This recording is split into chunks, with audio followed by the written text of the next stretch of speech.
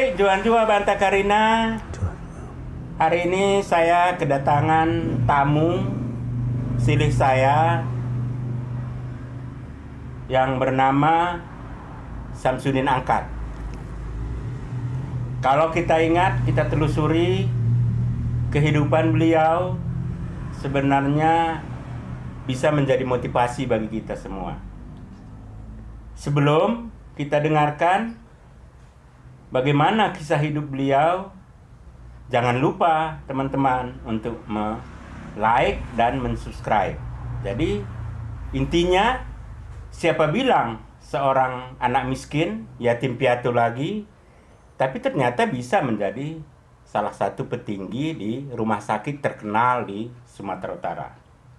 Baik, tamu kita ini kita silakan untuk menceritakan bagaimana masa kecilnya, dia lahir di mana, bagaimana kehidupannya di sekolah, bagaimana dia mencapai cita-citanya sehingga bisa menjadi salah satu direktur di rumah sakit di Kota Medan. Silakan, Pak. Terima kasih. Iya. Assalamualaikum warahmatullahi wabarakatuh. Salam sejahtera untuk kita semua. Juan Jua. Terima kasih Silih atas kesempatan bangku khususnya ibreke menceritakan perjalanan geluhku. Iya. Mungkin sebagian dokter nentai boy jadi motivasi mentahi dengan generasi muda anta isilot kemauan isilot dalan sebagian dokter deba udah sada kesadalan miroma. Melanggo memang keras hati entah, kuat pikiran entah. Si pasrahkan banta besi berkuasai, aku yakin kita ibre dalan. Iya. Nah, aku ceritakan pada Silih sebagai bahasa Indonesia aja, Pak. Iya, saya ceritakan ya. maaf ya, saya ceritakanlah perjalanan geluh atau hidup saya bahwa sebenarnya kalau saya balik ke belakang ini rasanya nggak bisa saya mengungkapkannya Silih karena sebagai mengoge masa lalu tapi cukup. Ya karena motivasi maka saya ceritakan ya Silih seperti yang disampaikan Silih tadi, gelarku Samsudin Angkat, dilahirkan isi diangkat tahun 1958 ya. 58 tahun 50 janah dake pas aku tikan naik kelas 2 SD mate moinang meloda salah akui sekitar tahun 66. Iya, jadi SD kelas SD 2 mate inang. Ya meninggal ibu. Iya. Baru pas saya kelas 4 SD menyusul ayah. Dengan kami ditinggalkan yatim piatu ditinggalkan tiga bersaudara dan saya yang paling besar. Dua lagi, satu laki-laki, satu perempuan.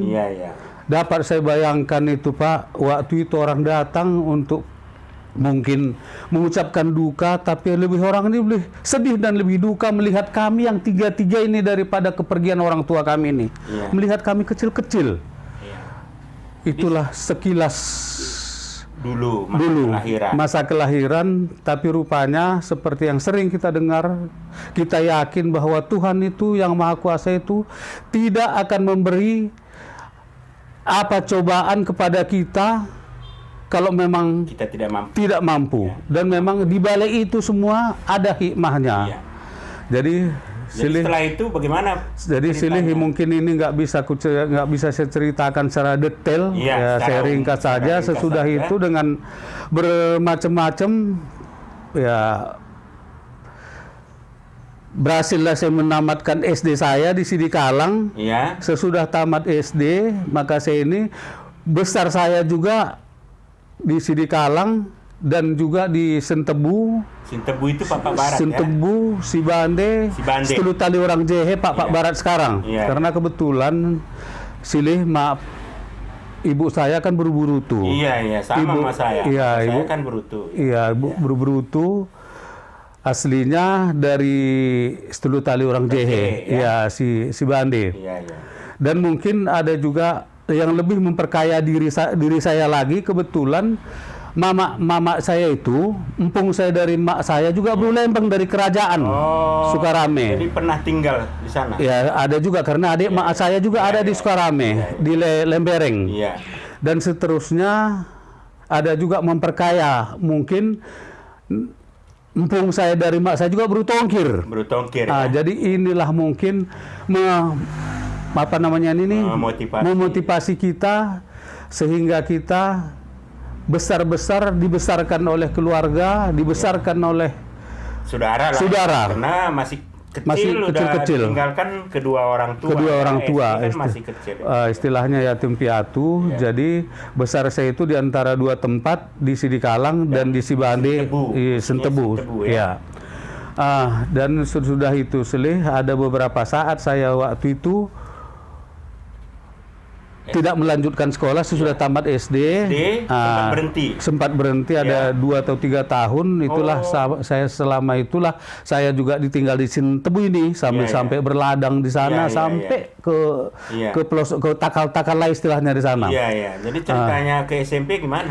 Sesudah itu karena kebetulan ayah juga ada beberapa bersaudara dan ayah saya lah satu-satunya yang tinggal di Sidikalang, dan saya ke Medan ini atas izin pun saya yang di Sentebu, maka saya lanjutlah SMP saya di Medan ini, SMA juga di Medan ini.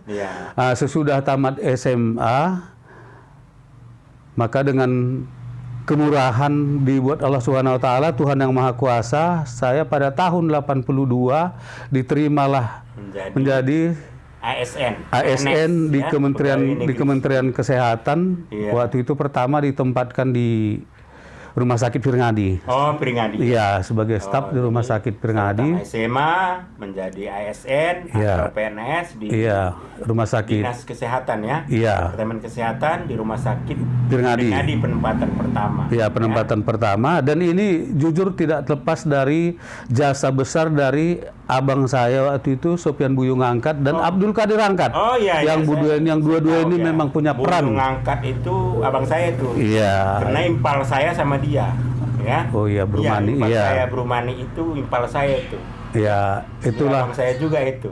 Itulah perjalanan. Tapi sebelumnya itu perlu juga mungkin saya sampaikan di sini, sewaktu saya SMP di Medan ini juga, saya juga hampir tergoncang. Pas kelas 2 SMP saya, papun saya, adik saya yang paling kecil itu juga meninggal. Adik ayah meninggal juga. Ini kan satu tekan juga ke saya. Iya. Itu makanya waktu itu saya melanjutlah waktu itu dengan tak bisa saya menceritakan. Pokoknya apapun dikerjakan. Yang penting sekolah ya.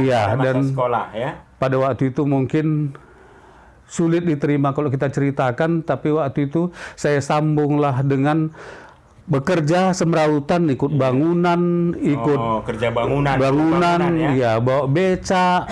Beca bukan perancangnya. Bukan, buruh bangunannya, kenek istilahnya, kenek bangunan. Ya gitu juga bawa beca dayung ini sih. Bukan beca mesin, beca dayung. Dulu zaman kita kan beca dayung.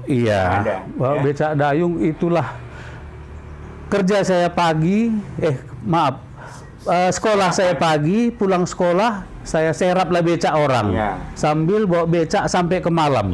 Kemudian masak sendiri lagi ya. Kalau masak kebetulan tidak, karena tinggal di rumah keluarga. Dan kebetulan keluarga ini, istri dari adik ayah saya ini juga melebihi dari orang tua kandung sayangnya kepada kita.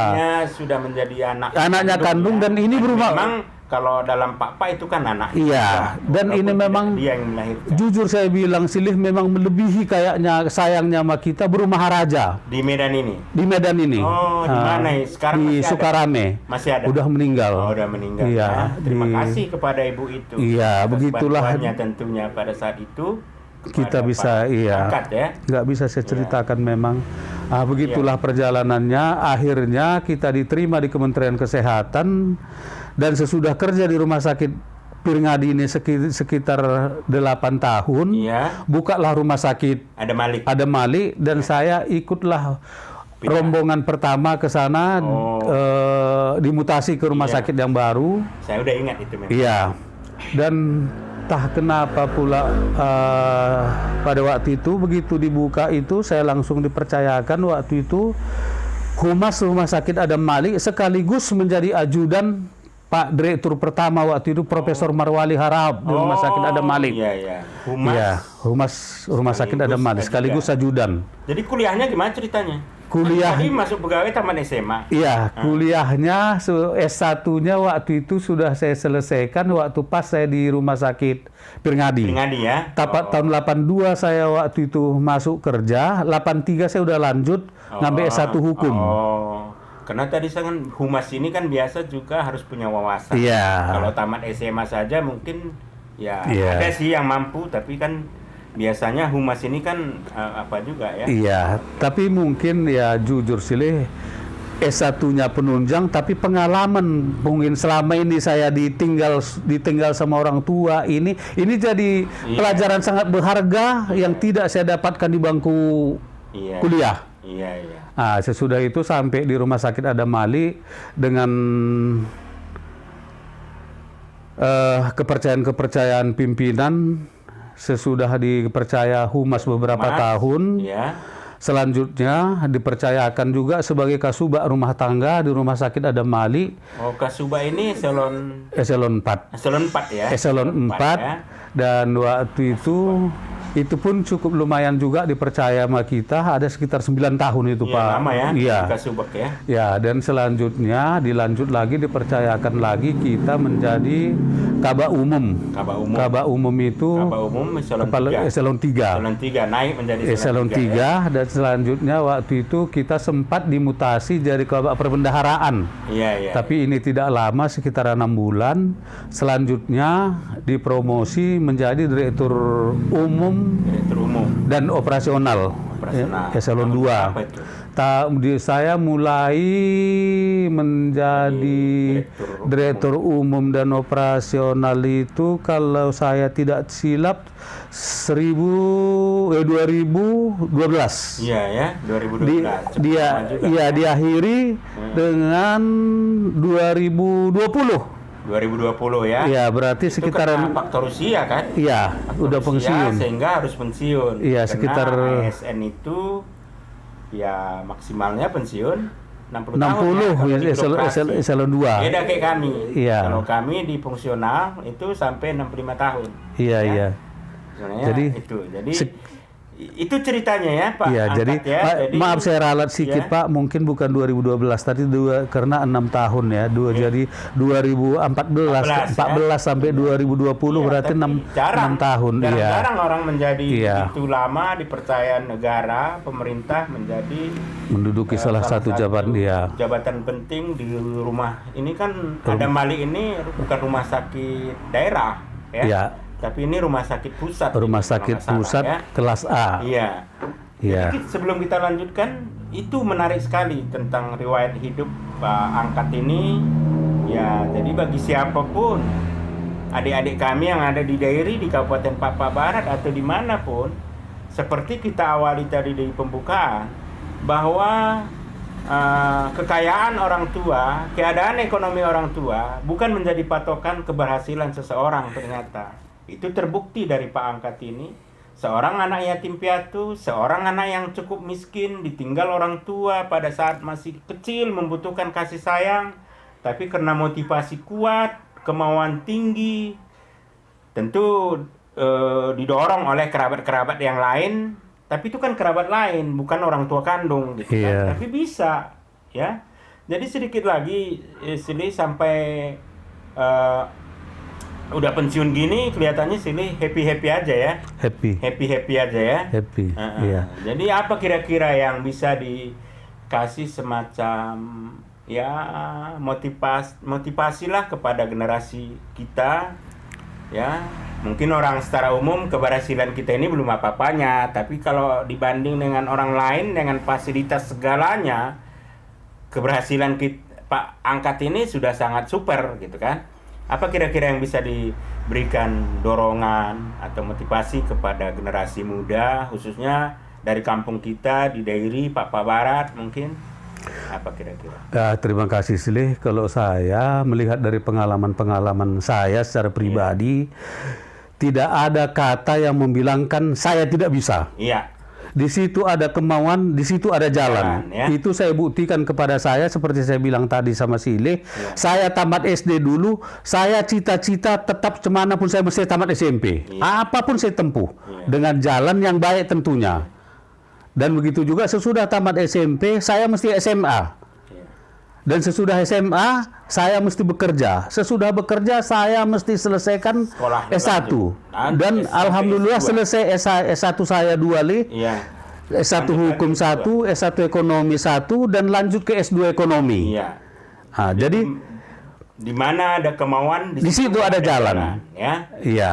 Ya. Ya, itulah yang perlu saya sampaikan kepada generasi muda. Ya. Ayo kita sama-sama bahwa apa yang disebut oleh pendahulu kita dan orang-orang tua kita, kalau memang ada kemauan, di situ ada jalan, tidak satu jalan menuju Roma, itu betul. Iya, betul. Itu ya. udah saya buktikan sendiri. Tapi dengan syarat kita menjalani ini penuh syukur dengan ikhlas. Apapun yang kita pakai, kita syukuri kepada Tuhan. Iya. Sehingga Jangan lupa Tuhan, berdoa, iya, ya. sehingga Sesuai Tuhan, dengan kepercayaan masing-masing. iya, sesuai dengan kepercayaan masing-masing. Sehingga kalau kita syukuri katanya, niscaya aku akan tambah.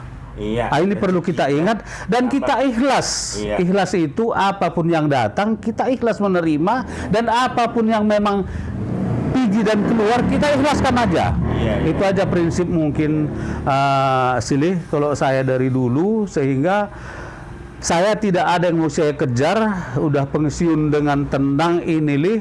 Oh iya, keluarga belum dikenalkan juga lah. Berapa anak Pak Angka? Oh iya, ya, terima berapa? kasih. Udah berumah tangga, ada yang Terima belum kasih. masih ada tanggung jawab apa enggak gitu kan. Terima kasih Silih. Keluarga juga jangan seperti kata sebagian orang tua yang saya jumpa, kenapa tidak balik ke kampung mengambil kalau memang apa.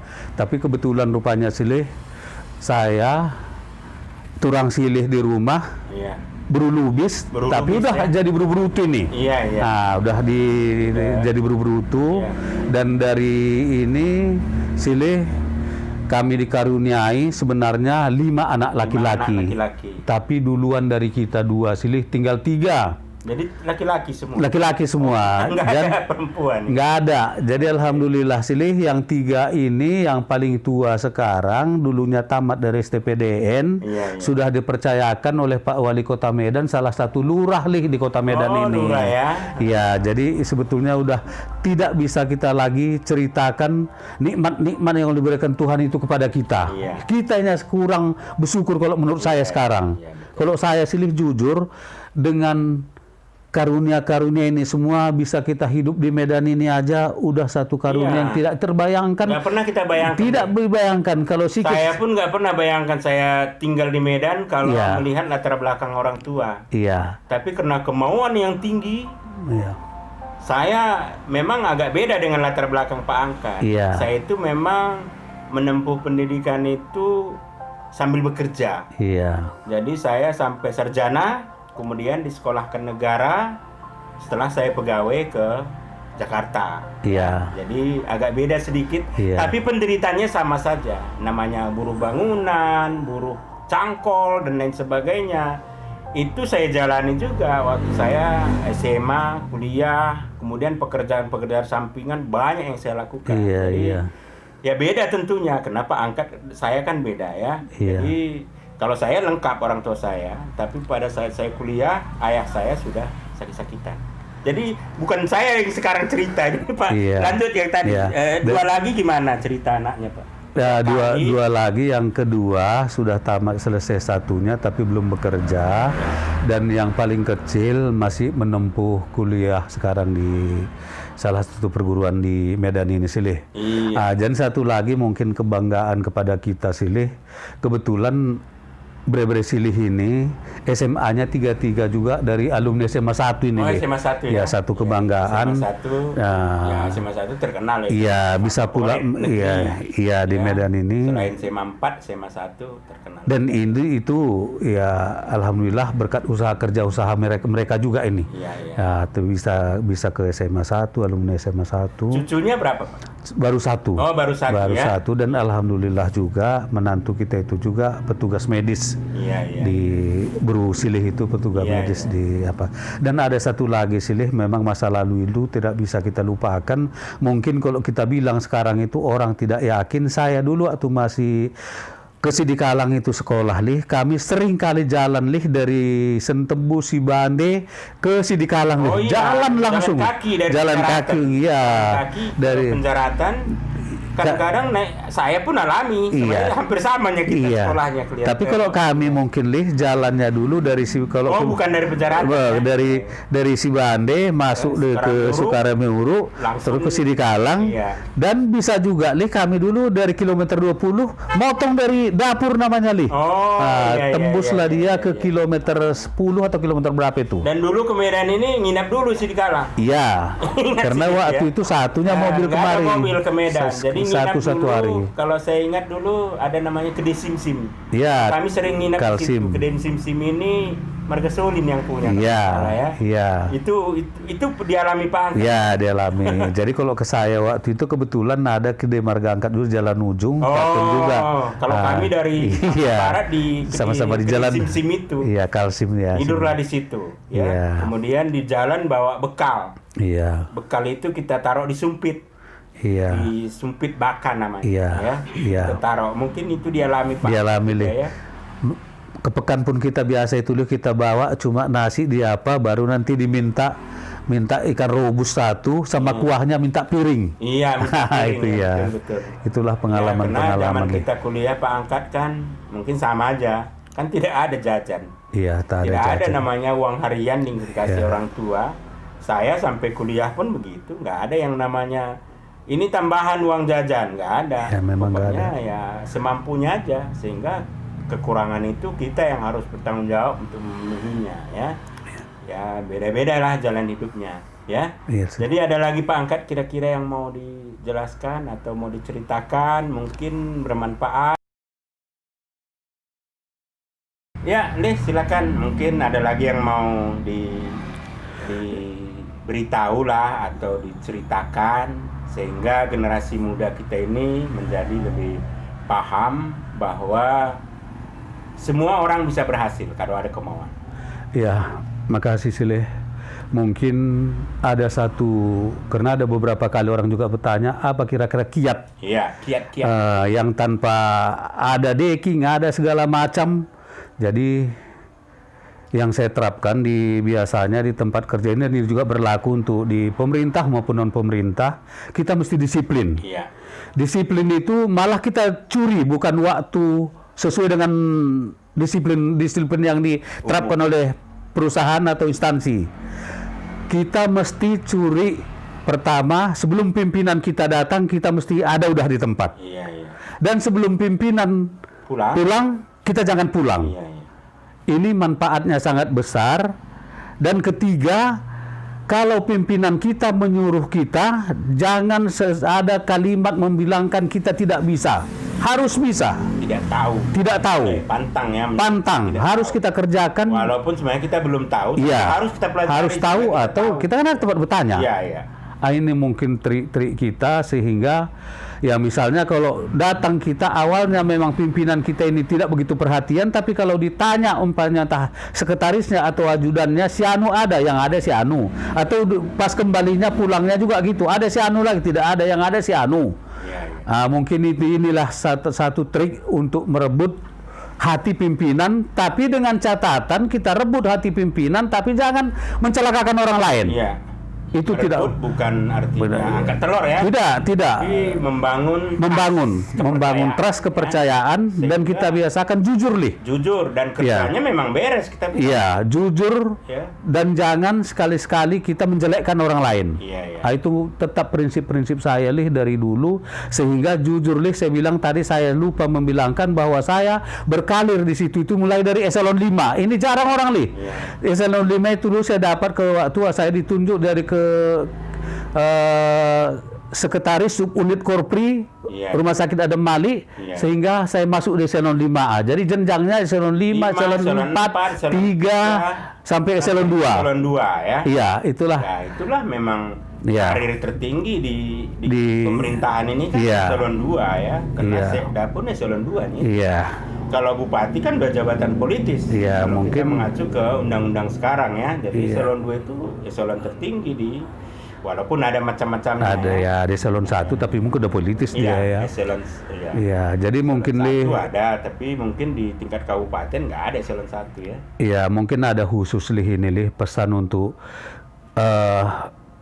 dari kita Pak Iya, khusus iya. ini khusus kepada Khusus. Pak. Iya. Cobalah bangun kepercayaan diri sendiri bahwa kita bangga orang Pak. Iya. Karena saya lih jujur saya bilang lih mulai dari SMP, SMA sampai ke perguruan tinggi, walaupun saya sendiri waktu SMP di situ tetap saya pertahankan angkat, saya tetap angkat. Iyalah harus itu. Dan ini yang mungkin perlu kita apakan, kita pertahankan ya tentu dengan untuk membuat kita panati apa dulu ke suku kita ini kan perlulah SDM kita dibenahi melalui pendidikan, melalui disiplin dan segala macam itu untuk membangun kepercayaan diri sendiri. Jadi tidak perlu malu. Tidak perlu malu. Orang tua kita zaman dulu pun ada istilahnya jujung lupomu.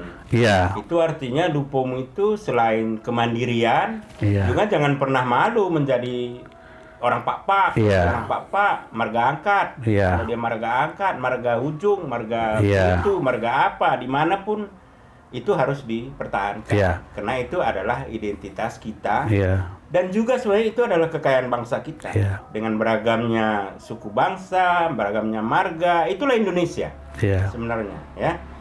Jadi itu kira-kira banyak hal yang bisa kita petik dari Pak Angkat ini melalui proses wawancara ini. Ada beberapa hal bahwa keadaan ekonomi tidak menjadi ukuran keberhasilan seseorang. Tapi keberhasilan itu bisa dicapai kalau kita disiplin, kita jujur, kita gigih, kita dipercaya orang, Dan ya. minta- Kemudian percaya diri dan Yang Maha Kuasa kita jangan lupa. jangan lupa tetap bersyukur dan berdoa kepada Tuhan pencipta kita. Itulah kira-kira video kita hari ini. Mudah-mudahan dengan menonton ada manfaatnya bagi kita semua, terutama bagi adik-adik kami yang ada di Lebuh Silima Suak, Iya. yaitu Suak, Pegagan, Kepas, Simsim, Boang, dan Klasen. Juan-juan banta karina di Jual-jual. terbakan kita mendokkan Oang. Oang. Oang.